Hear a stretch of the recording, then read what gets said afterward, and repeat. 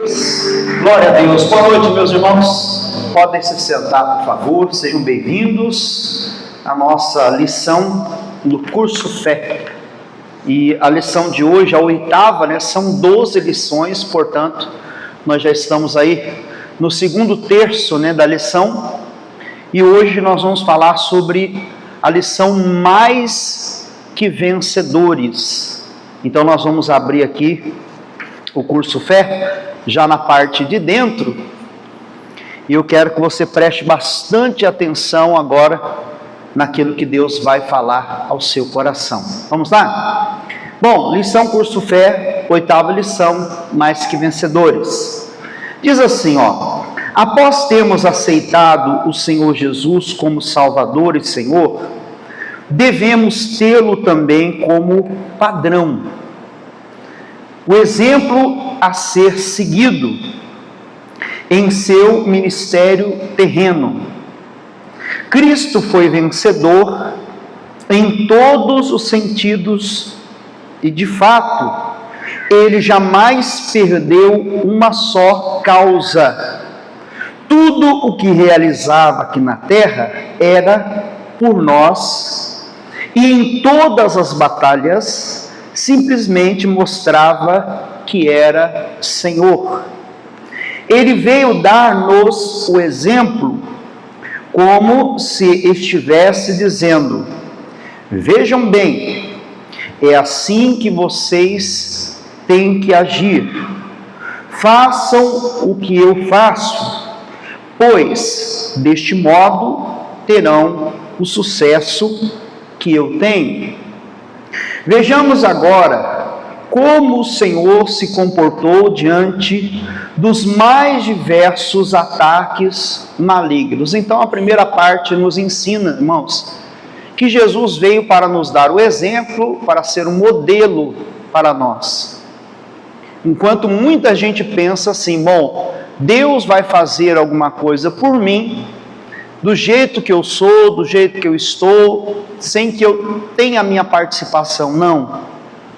Cristo fez tudo por nós, assumiu o nosso lugar naquele momento como Cordeiro de Deus, pagou o preço pela nossa redenção e nos deu poder e autoridade para vencer o mal. Se Jesus tivesse que fazer tudo por mim e por você, por que então Ele nos daria poder? Ele nos daria autoridade. Ele nos daria o nome dele que está acima de todo nome. Não é? Então, isso nos ensina que agora somos nós que fazemos a obra de Deus seguindo o nosso maior modelo. O modelo é perfeito e exato, não é o pastor Márcio, não é o missionário R.R. Soares, não é o pastor Jaime de Amorim Campos. O nosso modelo perfeito, quem que é, irmãos? É Cristo Jesus. Infelizmente, muita gente justifica não estar servindo a Deus, por quê? Porque o fulano de tal, que eu confiava tanto, ele vacilou, ele errou, ele pecou, ele caiu. Mas quem é que mandou você seguir aquela pessoa como modelo perfeito? O nosso modelo é Cristo. Ele é o nosso modelo. A Ele nós devemos imitá-lo, não é? E diz aqui, primeiro tópico: ameaças e perseguições. Depois de ter mandado matar João Batista, Herodes decidiu estender as mãos sobre Jesus. Alguns fariseus trouxeram ao mestre a notícia das intenções daquele caudilho, né? Está falando lá de Herodes, de uma forma como aquele maldito lá daquele Herodes lá, né? Dizendo assim: naquele mesmo dia chegaram uns fariseus, dizendo: sai e retira-te daqui, porque Herodes quer matar-te. Ele respondeu: ide, dizei àquela raposa: eis que eu expulso demônios e efetuo curas hoje e amanhã, e no terceiro dia sou consumado. Isso está lá em Lucas 13, 31 e 32. Essa é a atitude que o Senhor espera de todos os seus. Mesmo diante da maior ameaça em relação às perseguições que nos sucedem, ele ensinou o quê? Bem-aventurados sois vós, quando vos injuriarem e perseguirem, e mentindo disserem todo mal contra vós por minha causa. E ele diz mais: exultai e alegrai-vos, porque é grande o vosso galardão aonde? Nos céus, porque assim perseguiram os profetas que foram antes de vós. Está lá em Mateus 5, do 11 ao 12. Então aqui o Senhor nos mostra que ele foi perseguido, foi injuriado, foi caluniado. Isso pode acontecer conosco também. Mas se por causa de Jesus, da palavra de Deus, da nossa santidade, nós somos perseguidos, nós devemos exultar e nos alegrar, quer dizer, saltar de alegria, pular de alegria, pois é grande o nosso galardão no céu. Às vezes a pessoa fala assim: pastor Márcio, eu estou em santidade, eu estou em comunhão com Deus, eu estou fazendo tudo direitinho, e mesmo assim o diabo se levanta usando alguém para me ofender no trabalho, para me entristecer dentro de casa, não é? Constantemente Satanás tem se levantado. Se você é perseguido, injuriado por causa do Evangelho, se alegre, porque Deus tem uma grande recompensa para você no céu. Ou seja, se há uma conspiração diabólica, demoníaca, e você está em plena comunhão, se você não está, não é? Você está gerando essa perseguição. Há uma diferença entre ser perseguido por estar servindo e seguindo a Cristo. E há uma diferença entre você estar sendo perseguido por estar pisando na bola, né? Vamos falar assim, né? Bem claro, porque está falhando. Então nós temos que ter essa consciência: não, pastor, realmente eu estou sendo perseguido, injuriado, maltratado, porque eu não tenho andado em santidade, estou dando brecha, o diabo está aproveitando essa brecha e está causando na minha vida. Nós sabemos disso. Você sabe quando você não está em comunhão, não é verdade? Mas do contrário, quando você está em plena comunhão com Deus, em santidade, servindo e seguindo a Jesus, e mesmo assim há uma perseguição por causa de Jesus, do Evangelho, a palavra manda você saltar de alegria, porque há algo grande no céu preparado para você, e o diabo quer que você desista, ele quer que você desanime, ele quer que você pare de seguir a Jesus, como muita gente que não vigiou e caiu. A pessoa disse assim: ah, pastor, quer saber de uma coisa? Eu estava na igreja, estava buscando, aí meu marido está se levantando, eu estou orando por ele, abençoando a vida dele, para ele se converter, e ele vive me xingando, eu não vou mais orar por ele não.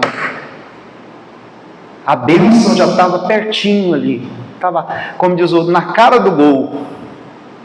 Aí a pessoa entregou os pontos. Ela não percebeu que aquela injúria, que aquela calúnia, que aquela perseguição era o diabo tentando impedir que o galardão, o grande galardão que Deus havia preparado, fosse entregue. Quem está entendendo? Às vezes no trabalho, Deus está preparando para você uma promoção, uma porta grande para você, e de repente começa a pegação no pé, começa a perseguição, você fala: ô pastor, eu vou orar aqui para ser demitido, para arrumar outro emprego, porque não está dando não, é muita perseguição. Mas você já orou a Deus para saber se aquela perseguição não é porque Deus tem um galardão no céu para você? Às vezes acontece isso. Às vezes aquela perseguição não é porque você não é de Deus conforme tem que ser. Pelo contrário, você está sendo tanto de Deus, que Deus está se alegrando com você, Deus está preparando uma bênção, e o diabo, ele percebe, né, essa conspiração a teu favor, e ele faz de tudo. Ele começa, não tem aquele desenho, né, pega o pombo, como é que chama o desenho? Corrida Maluca? Não tem o Dick Vigarista, né? Que ele fica sempre, pega o pombo, né? e só fica jogando banana para os outros escorregar. Só fica jogando óleo diesel na pista para o outro, né, o carro derrapar e ele, né, ganhar a corrida. Mas você já percebeu que nunca ele ganha a corrida? O que isso nos ensina? Que quem vive atrapalhando a vida dos outros, irmão, nunca ganha, só perde. Do contrário, se você seguir fiel, você vê que sempre também alguém vai lá e ajuda, aquilo que é para dar errado dá certo. Cumpre-se o que diz a palavra: tudo coopera para o bem daqueles que amam a Deus. Continue amando a Deus, continue tendo Jesus como seu exemplo, e pode ter certeza, o que é seu e está guardado vai ser entregue. Amém? Diga graças a Deus. Então vamos ler mais. Veja, essa é a atitude que o Senhor espera de todos os seus, mesmo diante da maior ameaça em relação às perseguições que nos sucedem. Ele nos ensinou dizendo: bem-aventurado sois vós quando vos injuriarem, perseguido e mentindo disserem todo mal contra vós por minha causa. Exultai e alegrai-vos, porque é grande o vosso galardão nos céus, porque assim perseguiram os profetas que foram antes de vós. Mateus 5, 11 e 12. Bom, próximo tópico aqui, ó, doenças e enfermidades. Veja só, diante de todos os tipos de doenças e enfermidades, o Senhor Jesus se colocava como mestre.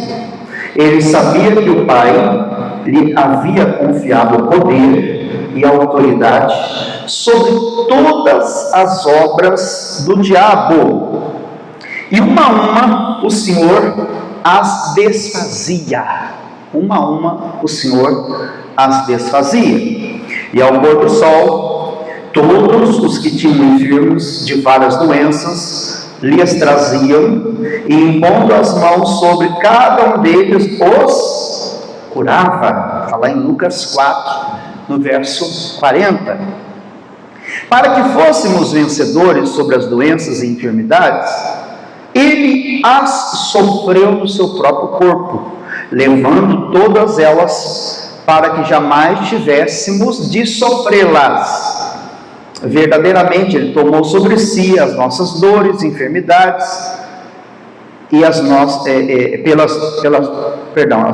enfermidades e as nossas dores levou sobre si, e nós o reputamos por aflito, ferido de Deus e oprimido, mas ele foi ferido pelos o quê? Nossas